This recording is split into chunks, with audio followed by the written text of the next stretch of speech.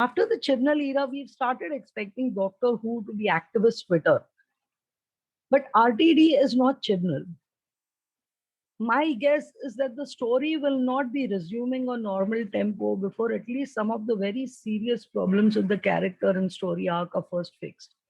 Because once you start building on that story without fixing it, then you make it permanent.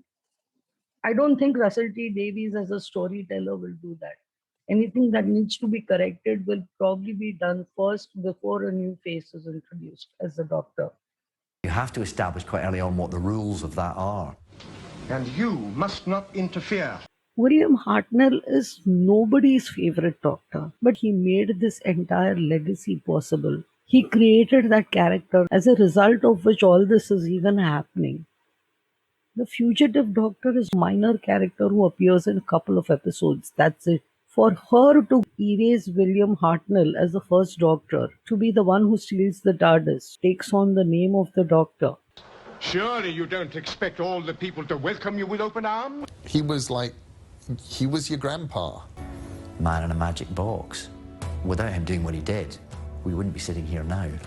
For example, if Timeless Children is not retconned by the time Ncuti starts his episodes, you will have the original Timeless Child, who's a black girl. A black woman as the original first Don't ask Doctor. me. I'm as lost as you are in here.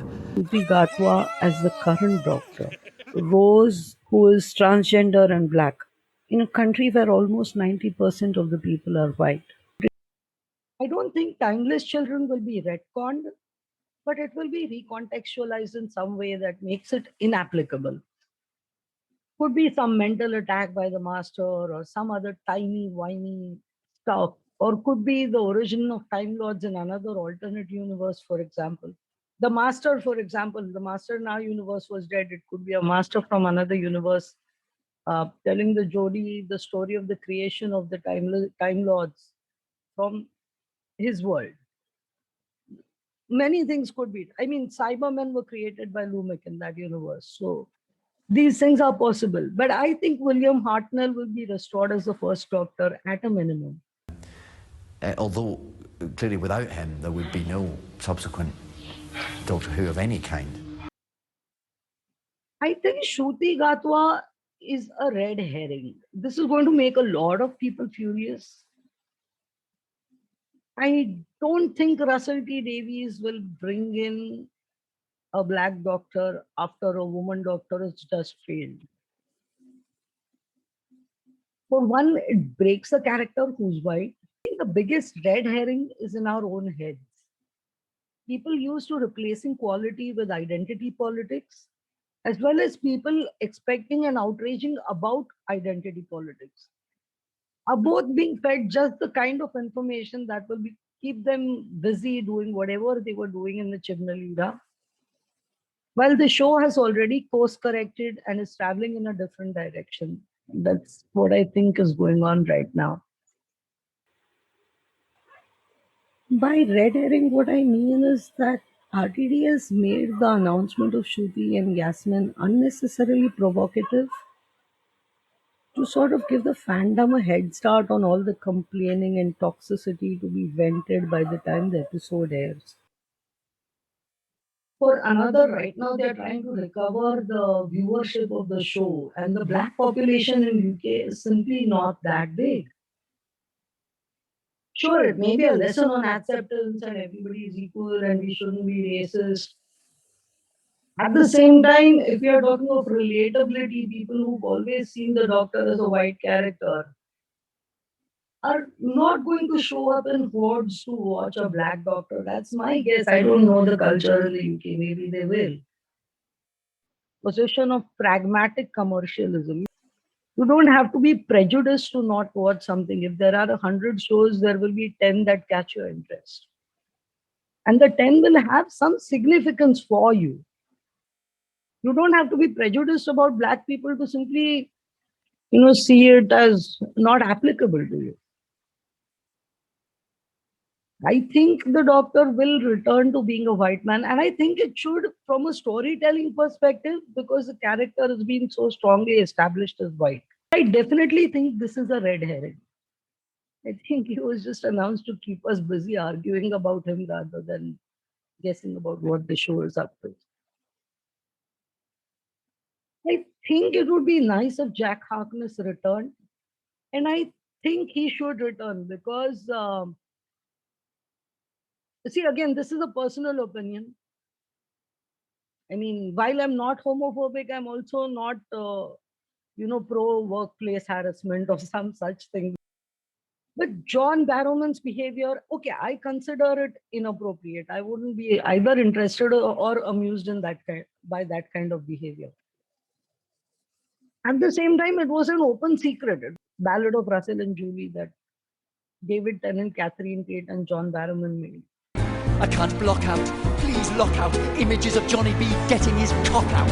I can't do it, I can't do it tonight. People who weren't even there in that situation give it their own interpretation. And then his actual work today gets cancelled over it. I don't think this is fair. So Russell T Davies was the showrunner at that time. You had David Tennant also on the set at that time. I think this is a good chance to bring John Barrowman back. Good time for everybody to take responsibility and, sort of not shun him for things that were accepted by everyone around the set. Unless Rose is a one-time plot gimmick in the 60th anniversary, I think she will be in a spin-off. Yasmin Finney. It wouldn't be fair to either of them because Billie Piper cannot be forgotten. It's simply, I mean, fans would riot if she were replaced in that sense. It's not fair to Yasmin Finney also because what has she done to deserve that backlash? The 11th Doctor had said, that events that get erased still persist in the mind as stories. They don't seem real, but they still remain there. There's a possibility, that Donna Noble may have told her daughter stories as she's growing up about this character. She may have picked that name from the stories told by her mother. But I don't think Rose will be a main character or companion of the Doctor on the TARDIS in the main show, at least not long term, maybe a couple of one-off episodes. Or Yasmin's name may be something else and not Rose. I don't think a transgender companion matters. I think the issue will be Rose, at least for most fans. Some of the fans believe that the Doctor should be a white male. Russell T Davies grew up watching the show. He cast two white males as the Doctor. I think he understands this. I think he also understands that it's pretty late in the day to change this core character, particularly if you want to build a universe of spin-offs and so on around him. Making that character stronger will allow an entire world of spin-offs and companions and storylines and all kinds of things to be built around the show. But if the show itself is losing viewership, you can't do much. And then once the woman is done, God knows when you see a woman again. Once the black man is done, God knows when you see a black man again. It's sort of, it splits the show into show by identity, so to say. I don't think this is very healthy for the show. So I think Russell T Davies will bring the white man back and instead create, spin-offs like he'd done with Sarah Jane and Sarah Jane Adventures and Torchwood and so on. I think he'll do that. So this is just a guess based on what I've seen of the series. I don't think this series works if you change the core character that drastically. Okay, so this is a bit out there, but I'm going to say this. I think the 13th Doctor will be rehabilitated somehow. I don't think retconning is the answer. It's again, I mean, if Timeless Children was magic wandism, then you simply alter things for the heck of it. Retconning the 13th Doctor would also be magic wandism. I don't think it is quality storytelling. It will be explained in a way that sort of explains some of the problems with that character and also makes it clear that the Doctor can't just regenerate into anyone. There was a specific reason the Doctor regenerated into 13, and now that reason has been solved. so to say, or it may emerge at some point in the future, which may trigger this again. We don't know. But the point is, there will be some explanation, and a non-white male doctor will not be the norm. That is my guess. At the same time, both David Tennant and Russell T Davies grew up watching this show. Jodie Whittaker is additionally David Tennant's friend as well. So I think there will at least be some kind of an effort to rehabilitate her through storytelling, so that she is at least, brought from not my doctor to some acceptable middle ground where her stories now make sense. So there is no reason to hate her, because in hindsight, everything now makes sense. I think they will bring her to this kind of a point. The doctor is a white, ultra privileged man. Everything said in this video is my personal analysis and opinion, and my interpretation of the doctor's character. I'm going to speak mostly of New Who, starting from 2005 onwards for this video, unless I specify otherwise. The doctor is a time traveling alien who is so privileged he doesn't even have or need money. No money. I don't have any money. He has a sentient time machine that contains infinite space inside it. The inside's bigger than the outside? Yeah. It's bigger on the inside. Is it? I noticed. He can travel across space and time, of course. He is extremely powerful and has many godlike qualities. For example, having faith in him empowers him. Well, they can do this. Then I'll kill them. No! Asking him for help obliges him to help. Help me. India has a concept called Swayambhu, which means self-manifesting. It's unknown and unlikely that the doctor manifested himself into existence, but he seems able to manifest powers that he needs to manifest, particularly if someone has showed faith in him.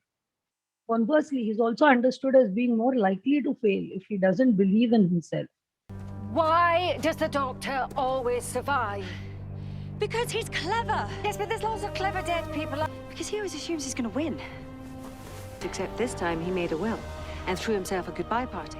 Now, if the doctor assumes he's going to die, what happens then?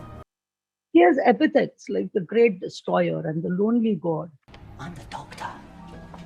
And if you don't like it, if you want to take it to a higher authority, there isn't one. It stops with me. You see this power when he meets the devil. If you are the beast, then answer me this. Which one? No matter how powerful an entity he encounters, he speaks to it as an equal. You're not a god. You're just a parasite eaten out with jealousy and envy and longing for the lives of others. You feed on them. The doctor never needs anything more than company and new adventures. All the adventures are from him coming across something or helping someone or enemies attacking him. But there is no such thing as the doctor not having anything he needs. The focus of the stories is always other people and how the doctor can help him. The character was never designed to represent humans and doesn't even represent white men. It is always companions who are the proxies for the audience. The doctor is white and a man because that was how he was designed. But now he has been declared a representative of white men by virtue of casting him to represent other identities. Both of which are false. The doctor cannot represent white men or other identities. He's an alien. He was designed as unique and unparalleled. If anything, humans can't even understand the doctor. That is why you have the companions. You have to understand the extent to which they understand. He operates on a different scale. Turn of the earth. The ground beneath our feet is spinning at 1,000 miles an hour, and the entire planet is hurtling around the sun at 67,000 miles an hour, and I can feel it. We're falling through space, you and me, clinging to the skin of this tiny little world, and if we let go. He operates from a different perspective. She's don't have a 4,000 living minds chatting away inside her head. It must be like being, well, me. His relationships are based on entirely different criteria. It's not your friend. You keep trying to kill him. He keeps trying to kill me. It's sort of our texting. Try, nano-brain, to rise above the reproductive frenzy of your noisy little food chain. And contemplate friendship. A friendship older than your civilization and infinitely more complex. Does any of this sound like he represents the underprivileged? Or that an identity associated with underrepresentation or lack of privilege or any kind of victimhood could portray him? Can a black man portray the Doctor? Sure, he could, if black people were not seen as victims of racial prejudice. While they are, and while you have rights movements cheering long denied visibility and representation, if you're thinking of all that, you're not seeing the Doctor. So I don't think a black man in today's political environment, and particularly the toxicity and the attitudes around the show, can convince us the Doctor. If this toxicity weren't there and it was simply a matter of regeneration and the Doctor just looks slightly different and it's a black man. Oh, yes. Oh, yes! Oh, yes. And therefore, in my view, the Doctor is a white man. If this changes, people will not find it convincing and will lose interest. Entertainment, you need to be convinced and drawn into the story and entertained, not be convinced of the need to support someone. The minute you start casting the Doctor by representing the unrepresented, you have killed the show. Part of the problem with Timeless Children is exactly this. The Doctor has been turned into an unconvincing, indecisive woman. Victim of the master, victim of her adopted mother, victim of division. Nobody is buying it.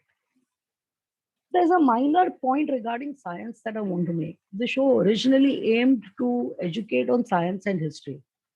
It continues to present a somewhat scientific portrayal, but the show itself is getting increasingly illogical.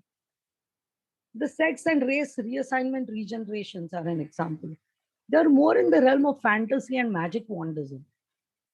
The Time Lords as a sex fluid race makes no sense as a plot development.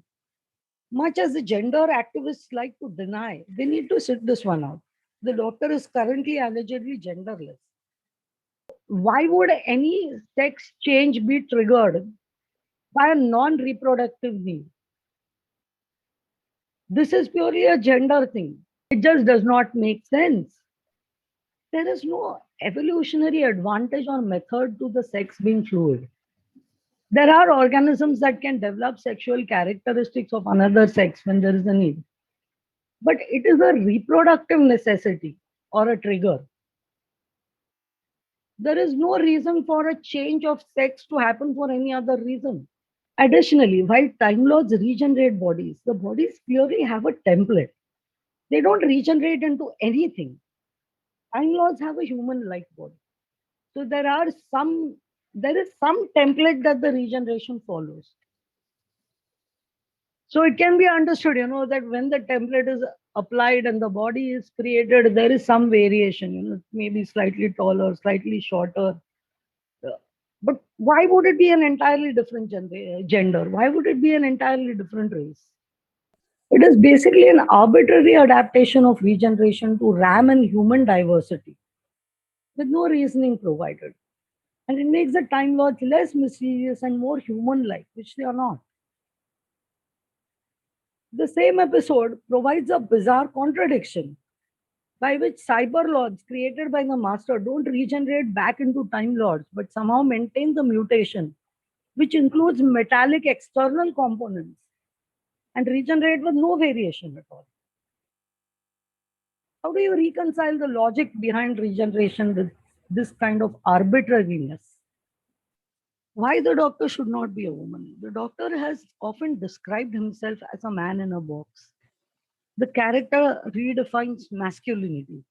Kind of hard to do that without being a man, because that is the selling point of the Doctor, that he is an intelligent hero who does not use muscles, who does not, bomb his way through things. The intelligence, the creativity, the more philosophical bent of a hero. What is gained by erasing this extremely rare character? And it's a very positive portrayal of intelligent people, which we really need more of in this society. We've got too many people with muscles, too many people with aggression, too many people with domination, and not enough people with charm, with the value of using intelligence. Sacrificing this character on the altar of a representation that doesn't even convince anyone. Doctor has always identified as a man, has never ever articulated the slightest need to turn into a woman or the slightest interest. And he has always been heterosexually interested in women. This character was turned into a woman without explanation. It's basically the showrunner imposing his wishes on the character without consent of a sort, without it being written in a script, without it having any motivation in the character itself. If he has got into a romantic relationship without disclosure of something this significant in his past, you no longer get to edit his past. His future could still have been changed if the showrunners were adamant about casting women. The future could still be changed, but the past should not have been tampered. Chibnall tried to turn the doctor into a child abuse victim, perhaps to explore vulnerabilities by identity. It did not work. The doctor doesn't work as a victim of any sort. The murdered and regenerated diverse children failed to elicit sympathy, apart from being inappropriate to the storyline for a child show. The fugitive doctor worked as a mystery. The minute the mystery is solved, no matter where in the timeline she stands, there is no place for her. The first doctor stole the TARDIS and it got stuck as the police box after that. The regeneration since then are known. BBC has now released a story confirming that the fugitive doctor is the first doctor. There aren't any happy reactions. You will find this happen with any contradiction of well established facts. The character is a work of art. While it's not the most consistent, it is enduring and it has referenced itself so much and built on the story so much that you can't simply take bricks out of it on whim. And it doesn't work that way. It upsets the fans, it upsets the storyline, and it will crash the show. I'm not white nor black myself. I have no particular preference, and I binge watch both Luther and Doctor Who. But a cultural icon of a country comprised overwhelmingly of white people being revised to have black origins as well as the next doctor will be black, it's not likely to be received well. I don't think the issue is racism so much as an ongoing culture of revisionism and appropriation that has repeatedly altered the character to strip it of identity, to strip it of power, to strip it of its known history, to break established stories, to do damage. I mean, fans are calling it vandalism. If it had simply been a matter of the doctor regenerating into a black man before Jodie Whittaker, I don't think it would have been that big a deal. Post Jodie Whittaker and the polarized and toxic power and identity struggles raising real world stakes, I don't think the doctor can ever successfully deviate from the white male. You simply cannot attach real world stakes to such an exploration. This distance must always be maintained in a show like this. Anything can be written, succeeding is a different story. A simple example, Jodie fans are very excited about Jodie meeting River Song. Endless Children establishes the power of a Time Lord to be genetic. Now, the problem is River Song already has an origin story. River Song has the powers of a Time Lord because she was conceived in the TARDIS. She is Amy and Rory's daughter. Now, Amy was also attracted to the doctor. Yes. what genetics Amy had access to, what Time Lord genetics Amy had access to. If the powers of a Time Lord are genetic and River Song has the powers of a Time Lord, that basically implies that Amy cheated on Rory with the doctor. Timeless Children makes the doctor and River Song's relationship inappropriate. And since Jodie is the doctor, even if in a female body, yeah, Jodie meeting River Song for some lesbian romance, Finally, there's a question of viability. Given the polarized nature of the fandom, every regeneration now is guaranteed to be unacceptable to some segment of viewers. Every regeneration is going to disillusion fans. Every regeneration is going to need to come up with new and new and new sources of fans by identity. And at some point, people are just going to stop buying this. Why would people interested in the white doctor watch a black doctor? Why would fans of queer doctors be interested in a straight doctor? Why would people who enjoy black leads suffer through years of an Asian doctor? How many viewers would enjoy a disabled doctor or a midget doctor who's under 5 feet in height? What about an obese doctor? Or are only some people who can get identities trending on social media deserving of representation? This is not going to work indefinitely. And doing this is likely to destroy the existing viewership as well. An escapist fantasy privilege needs to be something people aspire to. Marginalized identities wouldn't be marginalized if people aspired to them. Many people were hoping for a disabled doctor. Not even disabled people aspire to disability. Inserting real world identity politics into this show is killing it. The show will not survive unless the doctor is restored to the original and human identity politics is removed from being an alien's responsibility to portray. Also, what exactly is representation? Apart from the return of David Tennant and Catherine Tate, the Doctor Who news is of Joe Martin being confirmed to be the first Doctor. The upcoming Doctor is black, and upcoming companion is of mixed race and transgender. I imagine people in the UK are outraged. For someone like me, this is ridiculous. Who's going to be interested in a culturally iconic show's origins and future being turned into a color that barely represents anyone in the country in the name of representation? I still believe that this is an elaborate misdirection by RTD. The White Doctor was an alien who didn't represent anyone, not even the people he appeared to resemble. The moment that character is altered to represent specific identities, it also means that it doesn't represent countless other identities. Why would those other identities watch the show if it is a very specific point to represent some identities? This may sound superficially inclusive, but it will actually split the fandom by real world identity politics and toxicity. A few regenerations later, I doubt there will be enough of an audience left to make it financially viable. I started watching Doctor Who because I saw David Tennant in Good Omens, and I really liked his acting, which is why I checked out Doctor Who and I enjoyed the show. I watched while it delivered what interested me. A geeky white man who is very interesting, intelligent, creative, blah, blah, blah. It turned into a woman. I'm not so interested. Then she got really boring. I stopped. This is the story arc of how a fan finds the show and how a fan leaves. Get out of here. I know this place has blown your mind. Maybe you should return the compliment.